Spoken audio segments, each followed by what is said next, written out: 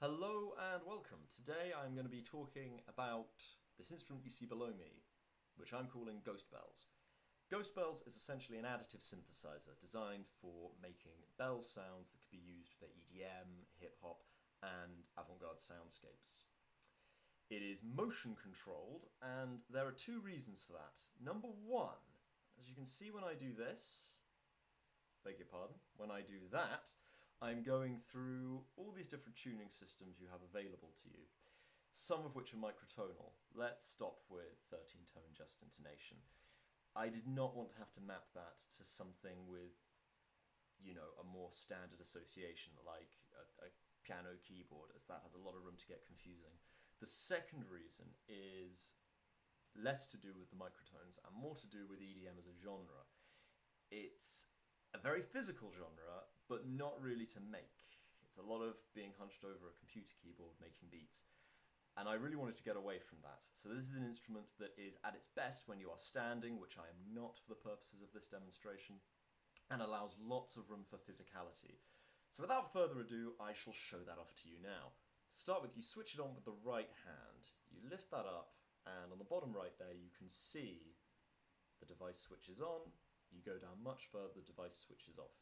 You'll also see my little guy has eyes that glow red when I do this. That's because his eyes tell me the volume I'm at. As well as switching on and off, I'm adjusting the volume.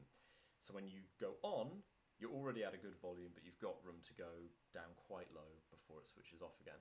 Let's demonstrate that now.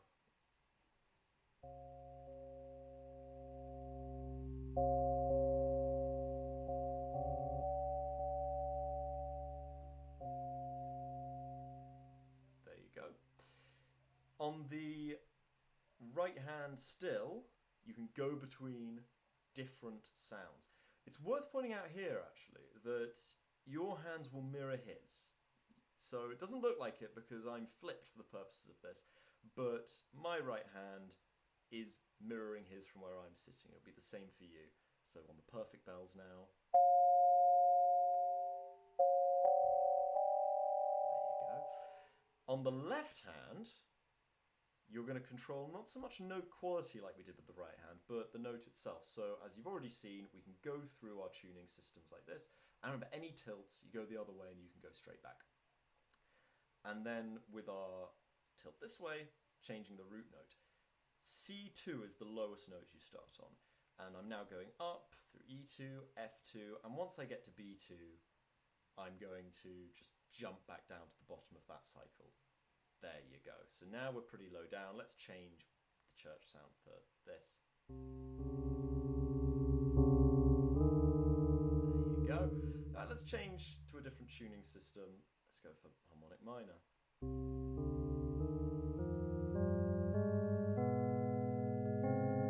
There you go. So that's how you do it. Right hand, bell sound, device on, volume, left hand, scale, and root note. Further control you get from moving outwards. So if I move outwards, you can see that yellow glow appear there. That is bringing in a vintage crackle.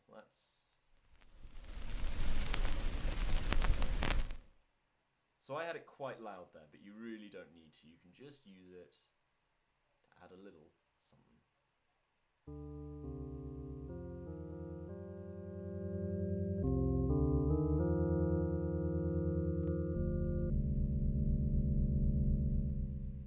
You're probably noticing that each of the bell sounds have a range at which they're best suited. Church, when you go that low, gets quite hard to hear, but it's fantastic for drones. Now, other hand, going out like this is upping the distortion, or saturation I should say, on a parallel channel. So if I do this now,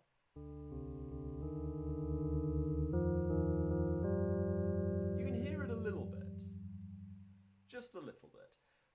But you control the volume of that parallel channel by going up and down, and you'll see the background go a more purple tint then. I'm going to go to an extent where it's going to be a bit much, just to show the upper limits of this.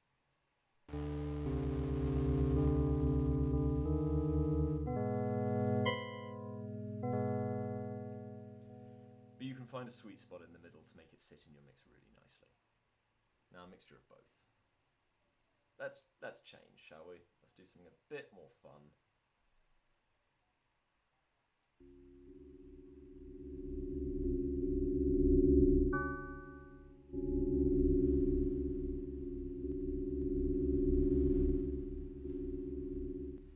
And now for a range of examples of this in a slightly more musical context. But you've seen everything about how it works now, so if you don't want to watch the rest, don't watch the rest.